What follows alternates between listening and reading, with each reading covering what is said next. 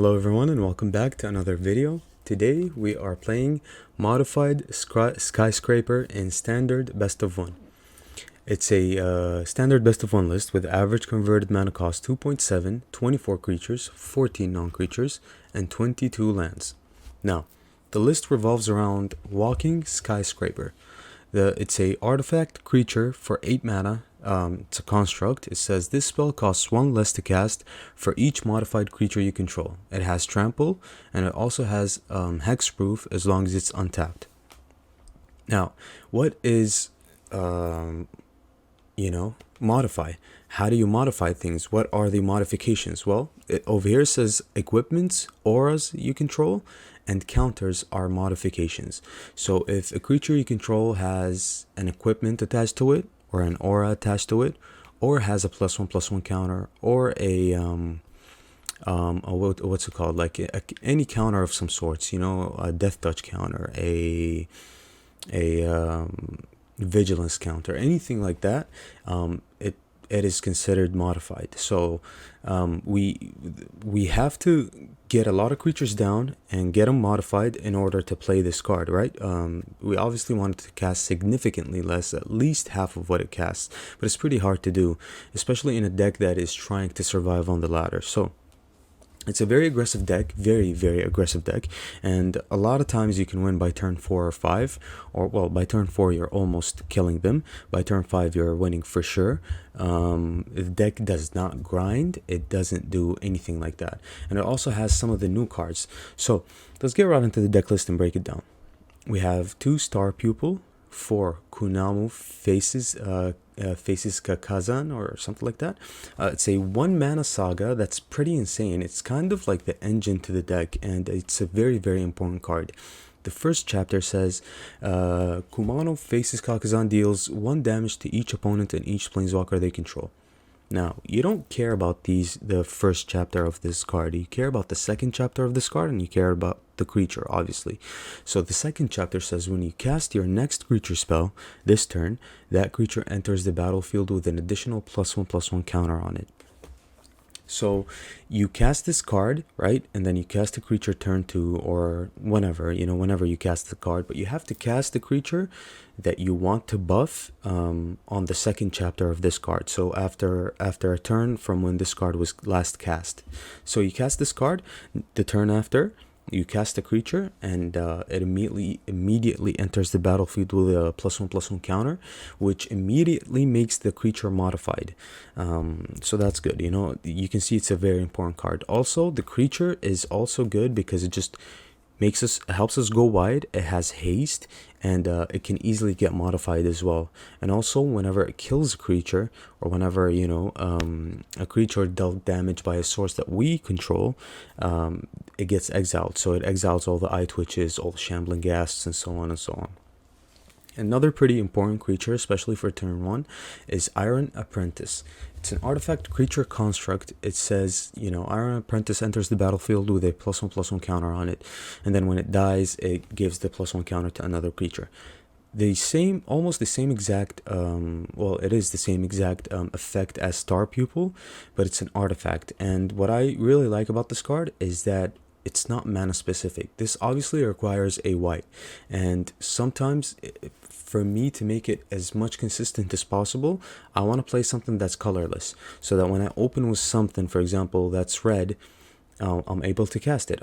I open with something that's white, I'm able to cast it.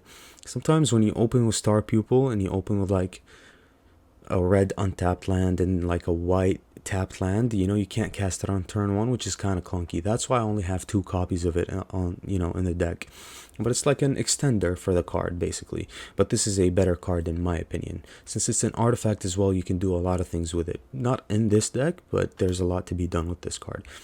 Also, our removal of choice is only 3 copies of Flame Discharge. It's a pretty good removal card. It's for 1 red and X.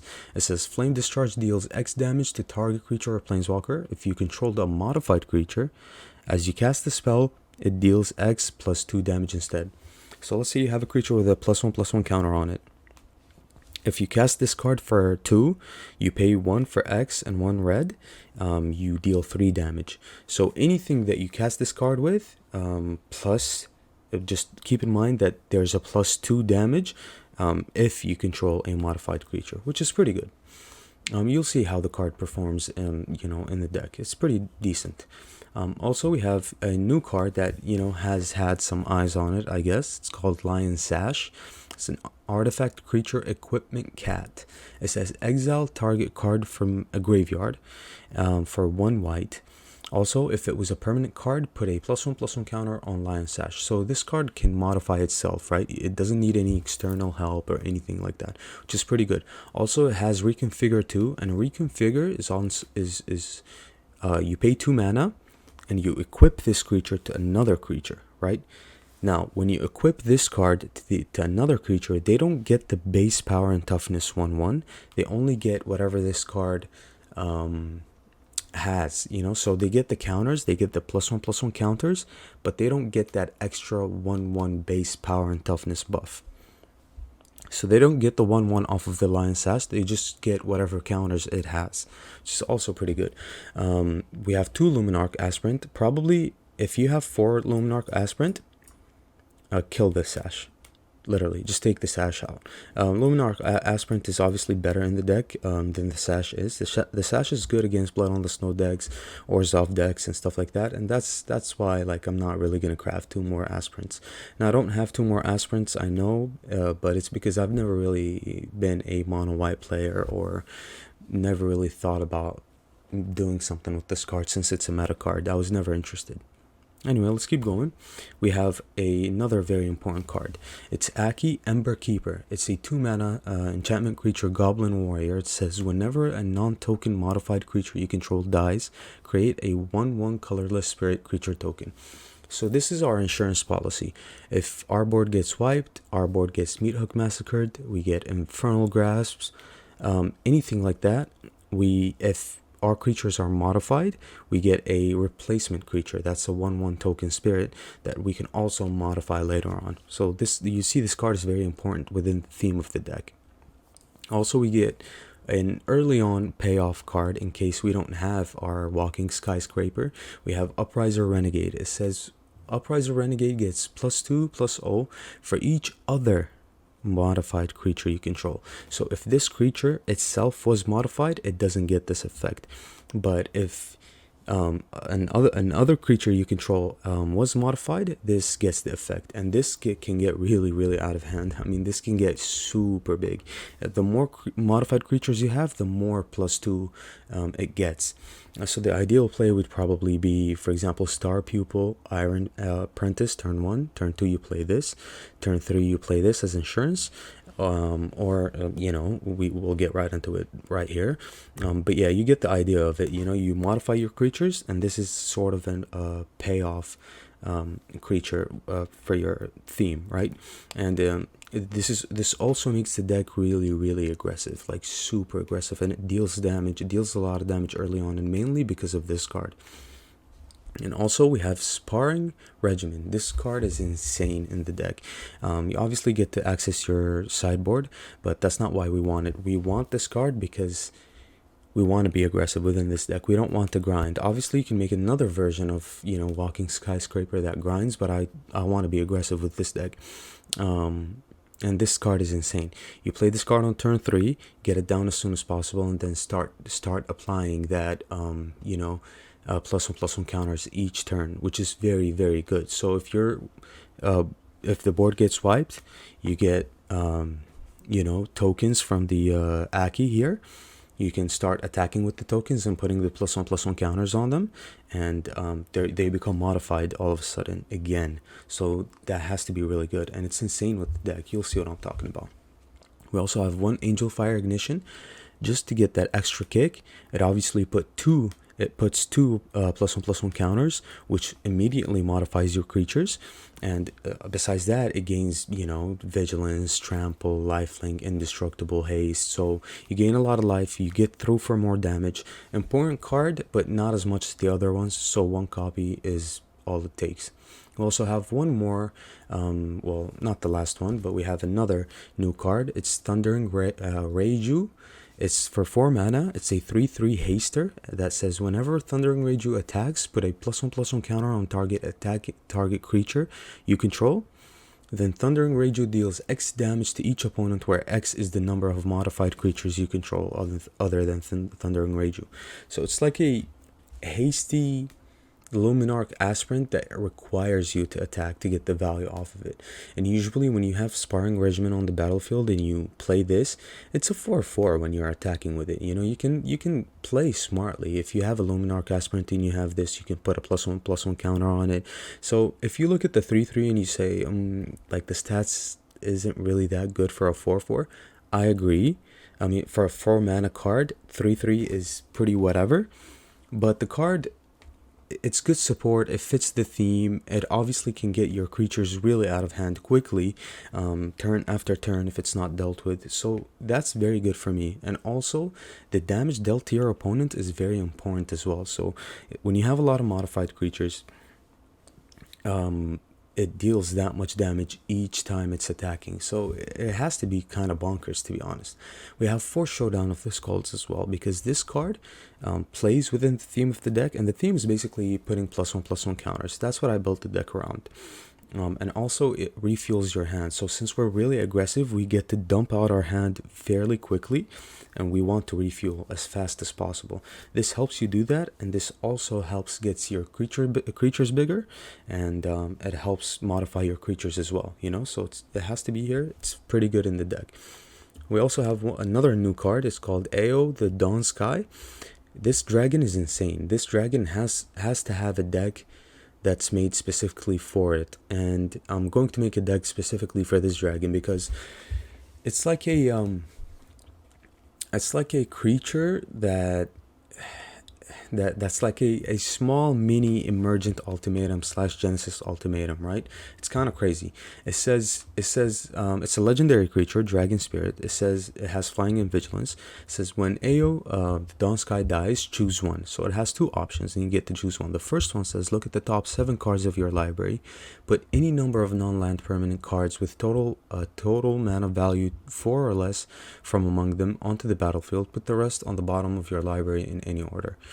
And then the second one says put 2 +1/+1 counters on each permanent you control that's a creature or vehicle. So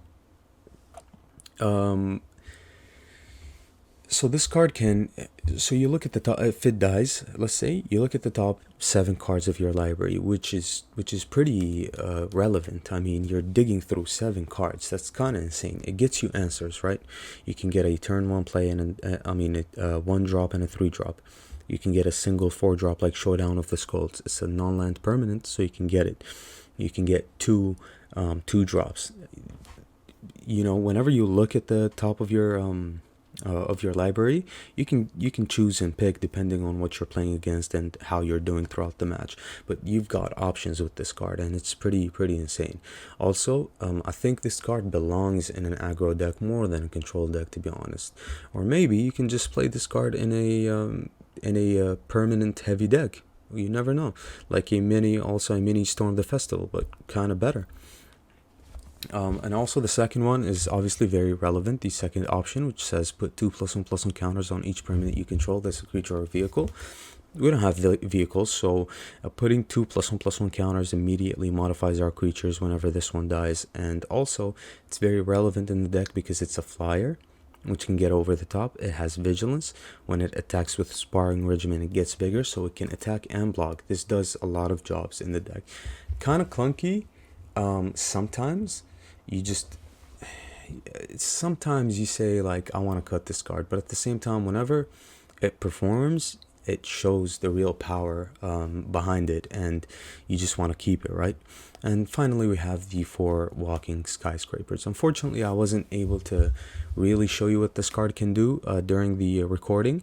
I have cast the card like a lot of times, but during recording, like I didn't as much. I think I've casted this card like 2 or 3 times. but it's pretty good. It fits within the theme, and obviously in the future I'm gonna play with this card again. I just absolutely lose my mind when I see cards like that. They speak right to me, you know. Like, I love the card, I love everything about it, you know. I love that it's challenging. It's not easy. It's not an easy card. It takes thought process. It takes preparation. It takes a couple of turns. You know, I like cards like that. Cards that are hard to play. Cards that when people look at, they say, "Oh, this card sucks," which probably does in a competitive manner. But it's really fun to play, and when it pops off, it pops off. It has trample and hexproof, so you can make some plays. And yeah, with that being said, we also run 22 lands, two of the legendary white land, and two of the legendary red lands. I chose two of the legendary red lands because they make spirit tokens as well, right? And the wider you go, the more creatures you make that you can modify, the better for your skyscraper as well. So it's pretty good. Also, two Field of Ruin and one Snarl, because that's all I have. And even if I had more, I'm probably never going to run more than two Snarls. And within the sideboard, we have one Environmental Sciences to reduce the memory, one Start from Scratch, one Expanded Anatomy to put +1/+1 counters and modify our creatures, one Introduction to Annihilation, and one Mascot Exhibition. We usually fetch the Reduce to Memory just to remove anything, extra removal within the sideboard, and it's all for the sparring regimen here. So, with that being said, I hope you enjoy the gameplay. I hope you see how it synergizes. It's an aggro deck, so in the first couple of turns, but it's not like a no-brain play kind of aggro deck. No, you have to set up pretty well, because you're obviously you know, like, you just don't know what to play on turn 2, whether it's the Aki first or the Upriser first. And it all depends on your hand, and it depends on what your follow-up turn is looking like, and of course what your opponent is playing as well, whether they have removal, whether they don't. Obviously, this is an insurance policy card that gets you creatures back for the amount of, you know, the modified creatures that died, but you just have to know when to play the cards exactly. So it's not like a easy 5-minute, you know, aggro deck, although it is a pretty quick aggro deck. Very, very quick, actually. The games, a lot of the games went by very, very quickly, and as soon as you start grinding, you kind of lose. But that's why I included Showdown of the Skulls. Hopefully it can get you grinding, it gets you to have a whiteboard again, and gets you to deal that little extra damage that you need to finish off the game. So with that being said, I hope you enjoy the gameplay. And also, if you find any value within my content, if you have been enjoying the Kamigawa content for now, make sure you like and subscribe to the channel. Let's grow some more. Let's do some more amazing decks. I'm obviously going to make a lot of Kamigawa decks. You know, that's all I'm going to be making. And yeah, I'm just going to be playing standard heavy. So yeah, with that being said, enjoy the gameplay, and I'll see you later with another video. Okay, bye.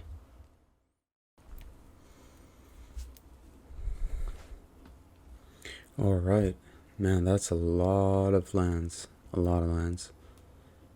Not even a turn 2 white. Have to mulligan this. It's a lot of lands for this deck. This one, though, is kind of worse, but I'll keep.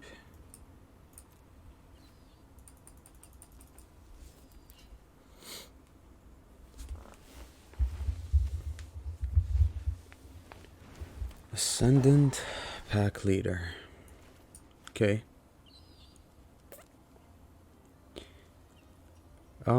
Sure. I guess. Alright. Let's lead with the saga here. Kumano faces Kakazan. Okay. Alright. Gruel. Werewolves? Yeah.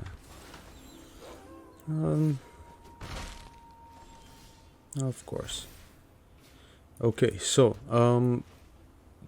just get the Iron Apprentice down. Get the Star Pupil down as well. Why did you spend my white mana? I guess we can kill something, you know? It's equal plus X is equal to 2.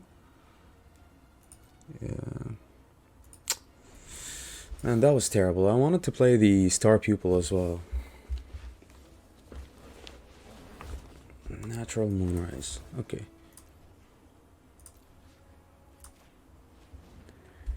Let's go ahead and kill that.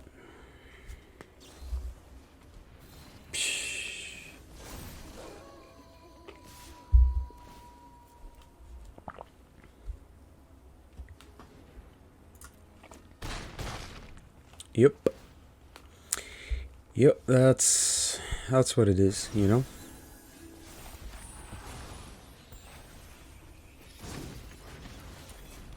Okay, so star pupil. Then we can kill something for 3 here.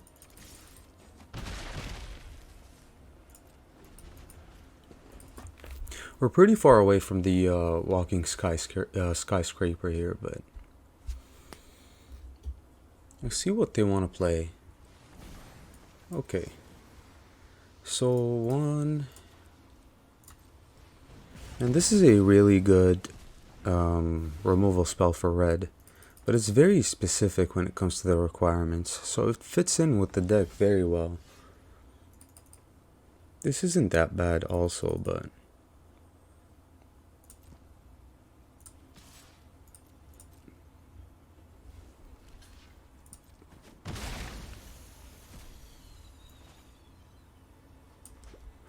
I guess I would want to kill like a Stormseeker, but also I do want the lands. We didn't play anything, so a Stormseeker here would be pretty terrible for us. Although that would have been a very good removal card. We can't attack, we can't do anything. Hopefully we hit a land for the Skyscraper here. Our opponent continues to attack. You don't get to draw though.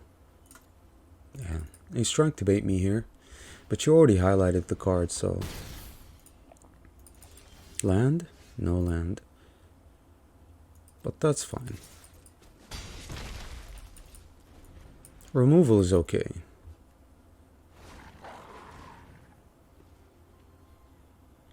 That's fine. Nice. Alright, so we go 1, 2, 3, 4, 1, 2, 3, 4. That's a lot of damage. That's like 6 damage.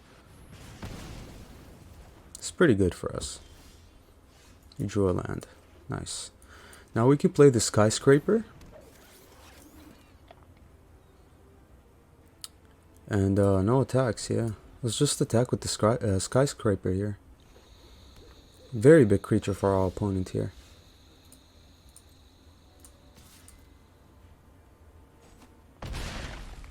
A lot of damage. Alright, we pass. A lot of lands as well, just like us. But that's game. Nice. This is pretty good. We've got a turn 2, 3/3, which is alright. There's a high possibility that we draw a land for our 4-drop as well. Okay. Lead with the Apprentice. Comes in modified. Pretty good.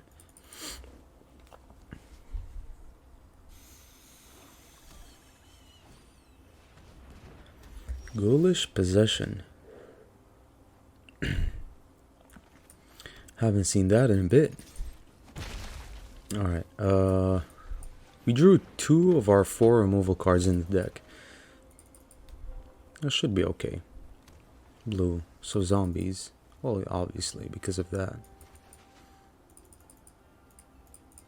Does it say whenever non-token? Yeah. Okay.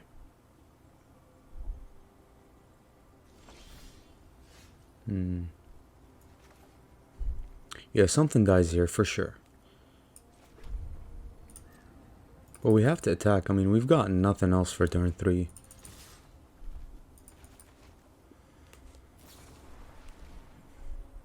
Yeah, that doesn't block.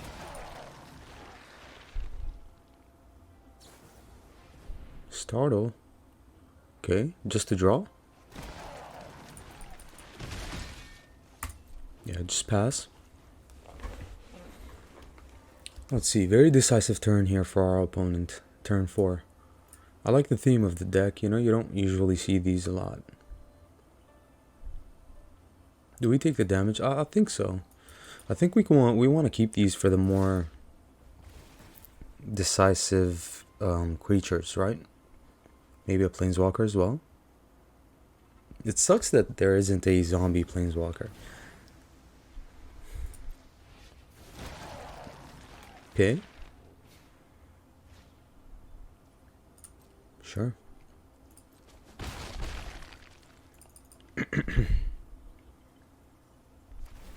Mm-hmm.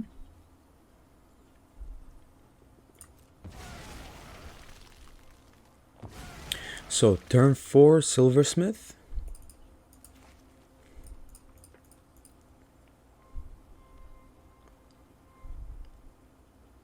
No overcharged amalgam, which is good. Oh.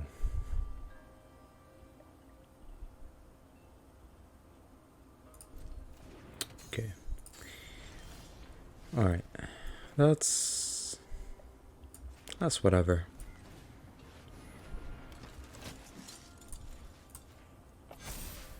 Oh, I should have put one here. But it's okay. Yeah, it should be fine. We have lands. If we draw a Skyscraper, we can cast it. We already have 2 modified creatures, so probably kills the Silversmith though.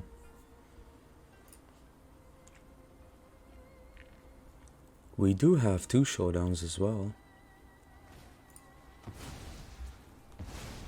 Okay. Very, very strange deck. That's for sure. That's for sure. So I think what we do here, we go red again. We have multiple white sources, so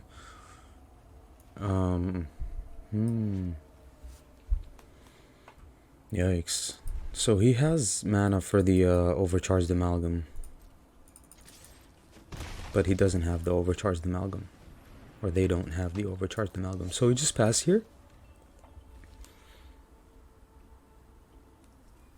Our opponent's power level is pretty low. They're not doing anything. Okay. I should have played this, man. Another misplay here. Should have played this, so that's a 5/3 here. But it's okay. We're learning. We're learning the new cards together. Should be fine, right? Nothing from the opponent here. Alright, we have to cast this. Good game. Pretty strange deck. Odd choices when it comes to the cards, but, you know, should be okay. Okay. This is good. We obviously have to play the enchantment first. It's a must. So that when we play the Upriser, we get a lot of value off of it. Also, like, it doesn't really work that much with the Upriser. It doesn't work at all, but if you have another one, another modified creature just gets your Upriser significantly bigger, right? So let's just play it now. 4/2. Probably playing Izzet. Probably Azorius. Or yet again, maybe Esper. Grixis, mono blue. You never know. Alright, the Saga transforms. What we do here, we're getting a little too aggressive for the blue deck, huh? So I think what we do here is just play the Iron Apprentice. Just attack.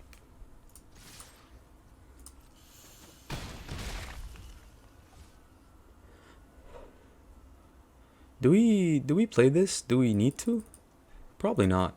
I'd like to kill something that could be pretty big for us. They're ramping, so alright, so we have 3 damage with this card. Spike Field Hazard, pass. Okay. Nice. Oh my goodness. Now that's a draw, right? Let's play this first. Get this on the battlefield modified as well. Play this as well. Oh, it doesn't get modified because of the... Oh, it's on the 2nd chapter only, but that's fine. We're getting really, really aggro, and our opponent is pretty much dead by next turn. A lot of damage, a lot of aggressiveness, right? They need to wipe the board somehow. Okay, creatures you control get mine. That's a good one. That has to be a good one. It has to be a good one. Okay. Probably just lions. Let's see what we do. So if we equip, this is a 4/4. I think we do equip. It's a 3/5. Hello? Is it no longer a creature? Yikes. Alright. Let's see if our board gets wiped here. So apparently when it equips, it's no longer a modified creature, which makes our Upriser pretty bad. But yeah, this is good. Way too aggressive for the control deck, obviously, which is pretty good. This is pretty good. Considering, you know. Yeah, let's play the Apprentice. I think I play the Upriser first, though, on turn 2. Aspirant is a thing as well. But we have to play the Upriser here. See if there's any anything going on. Yeah, play Upriser. 3/3. Giants. Should be interesting. Should be really interesting. For giants, I think we do need the Skyscraper as fast as possible, right? And yeah, let's just play this tapped.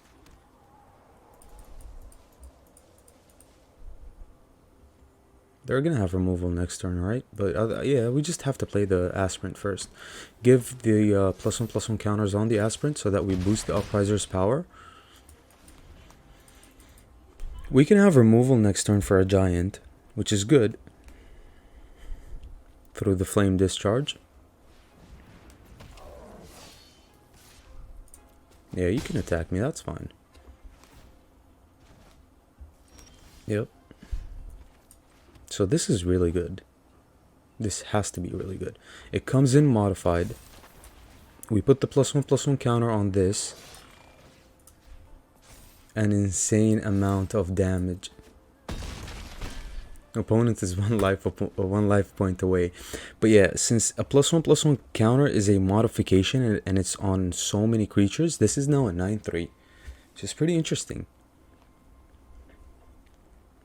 I mean, when the deck works like this, it's pretty aggressive. This is turn 4. So turn 4, they're at 1 life point. That's kind of crazy. Calamity Bearer. Yeah, that's game.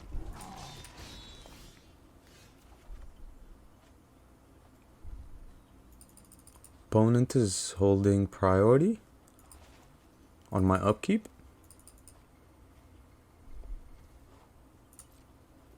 Yeah, we just go for the win here. Sure.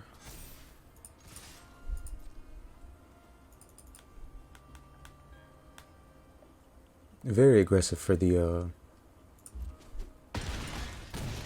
good game for the Giants deck. Very aggressive.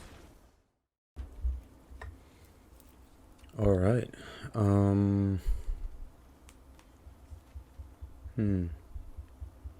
Interesting. I guess we'll just keep.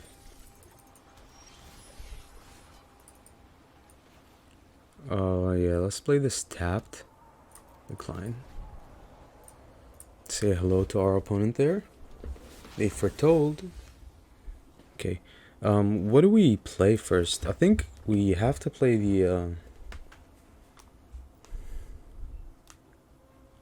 think we have to play the Aki here first.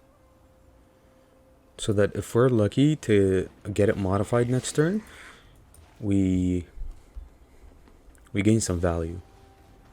Fading Hope. So quick on the Fading Hope, but that's good for us. This is pretty good for us. Alright, so let's play this first. Oh, opponent.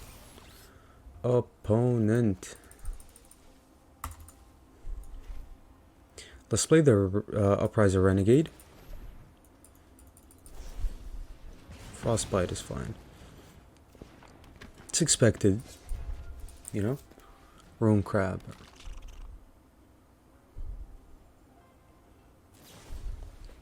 Yeah, just Rune Crab and tons of removal. But they only have 2 snow sources, so let's just hit them with the nice real quick. What do we get? Probably expanded anatomy, to be honest. Hold on. So we have 2 white sources. Let's get another red source. Yeah, they blocked this one. But how long can they survive? They need a land. Man, them fading hopes are insane. They drew a land. Okay, how long can he keep that up? Play a red source. Play this.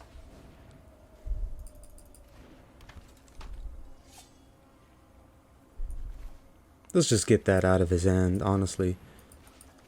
That removal, right?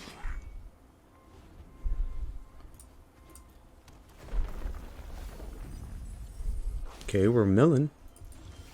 That's for sure. Alright. They know about the anatomy, so let's just go ahead and attack here. Put this there.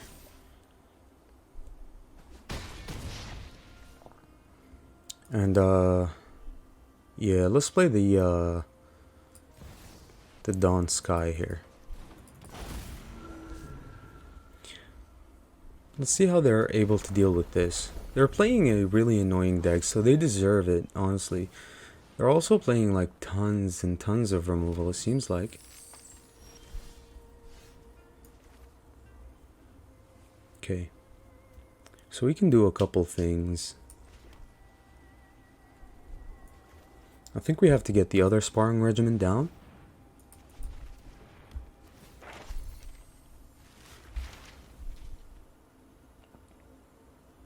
Probably get what? Get reduced to memory? That sounds good to me. Also, let's be very aggressive here.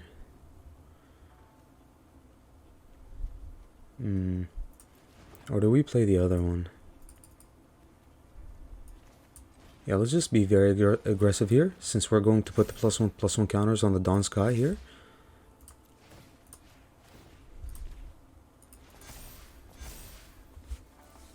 A lot of damage for our opponent to handle. A lot of removal, early on removal, not enough though. Dual strike. They're going to try to mill us here. Oh, just for seize the spoils? They're probably looking for like 2 more fading hopes or something. Good game. I mean, the deck is just dumb. Against aggro, they can't survive. Okay, so what is this? Mulligan? This is whatever, honestly. Let's just take that out. Play Star Pupil.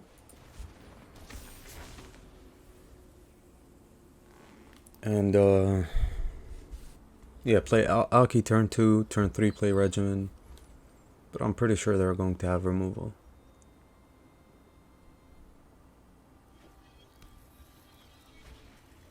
Rune Crab. Yeah. Change your deck, bro. Seriously. Alright.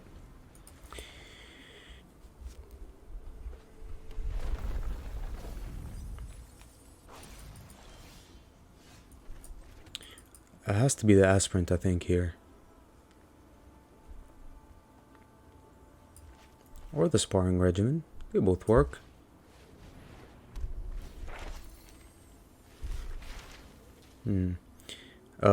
Get an expanded anatomy, I think.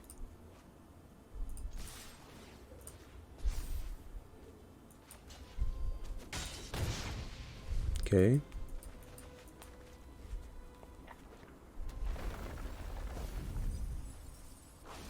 Okay, milled some lands. Dasha's hideous laughter mills 2 skyscrapers. That is something. Alright.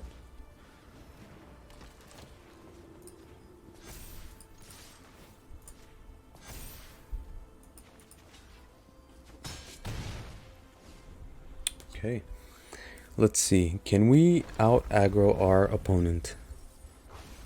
They milled so many of these enchantments, huh? 3 of them to be exact. That's okay. Do we want to invest? I don't think so. They probably do have a counter spell as well, right? So we just... yeah, let's just use the expanded anatomy here. Probably on the star pupil. If we draw a land next turn, we have a pretty good follow-up.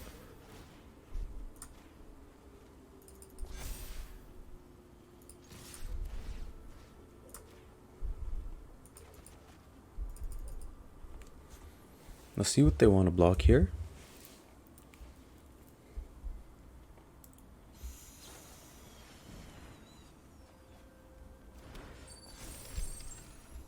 Okay. Okay. Man, they value that so much? That much? That's kind of crazy. Burn down the house would be pretty devastating, but I hope we can just top deck a land and have a pretty good follow-up. They milled like what? 1, 2, 3, and then 4, 5, 6 lands. Nice. A third skyscraper. And another one. Good game. Yeah, that's not gonna happen, man. These mill decks suck against aggro. Terrible. Alright.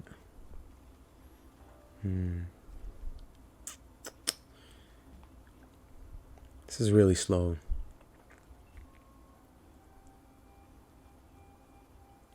Can't keep this. It's really slow.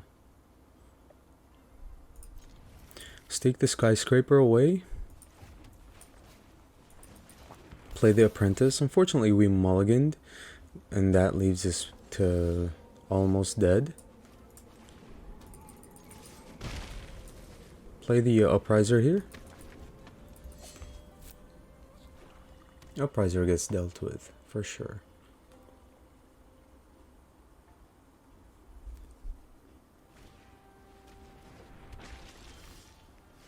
That's pretty good. It's good that we're also drawing some decent lands here, it seems like.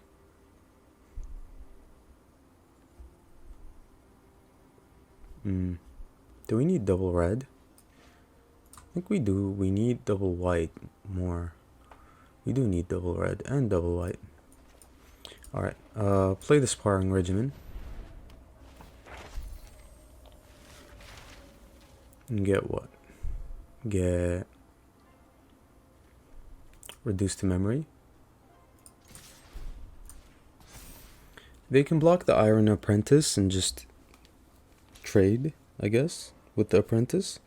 But that puts the +1/+1 counters on our Upriser here, which gets it kind of out of range from a Meat Hook Massacre. But yeah, obviously they don't want to do that. That's fine. Okay.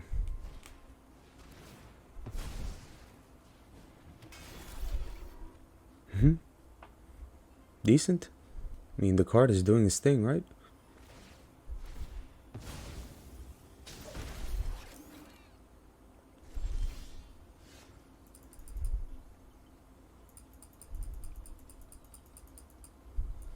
Alright,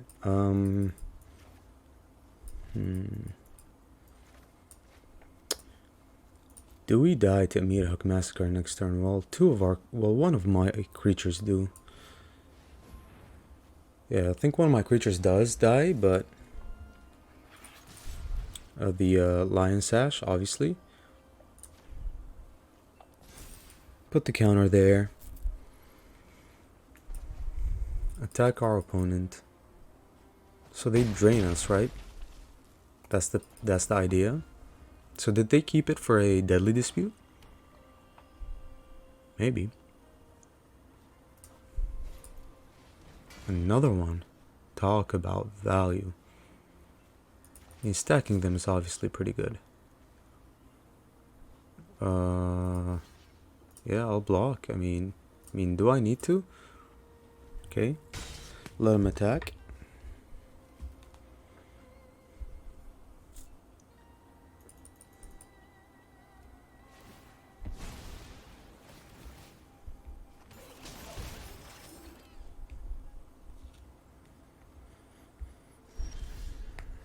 Okay.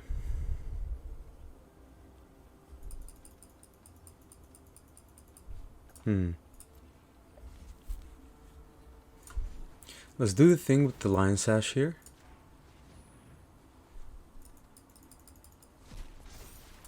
Play this as well.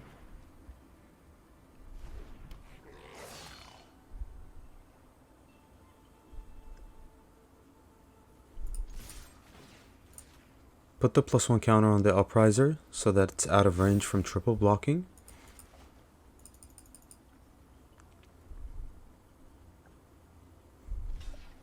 Yeah, they just need to chump and sacrifice all of them.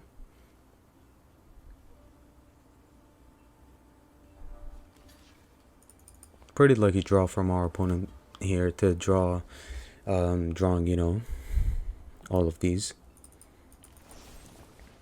Deadly Dispute. So 1, 2, 1, 2, 3.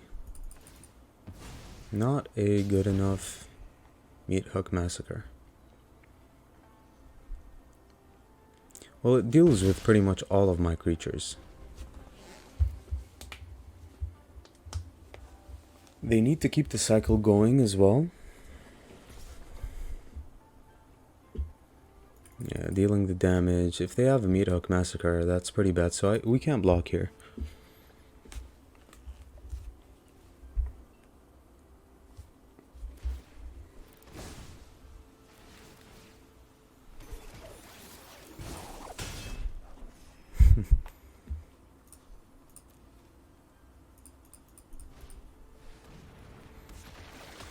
Fell Stinger.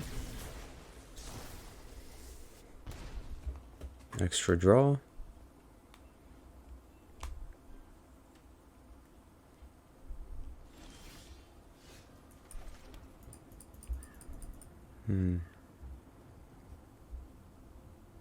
We pretty much have to attack here, but I would like to cast the Showdown of the Skulls, definitely. I would also like to take one of those, but I think we just go for the Showdown here and gain some life. I mean, we go for the Angel Fire Ignition.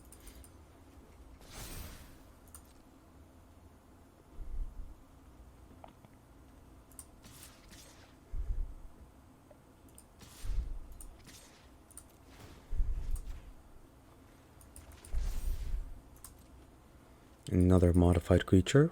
Yeah, we gain 10 life here. And I'm so tired.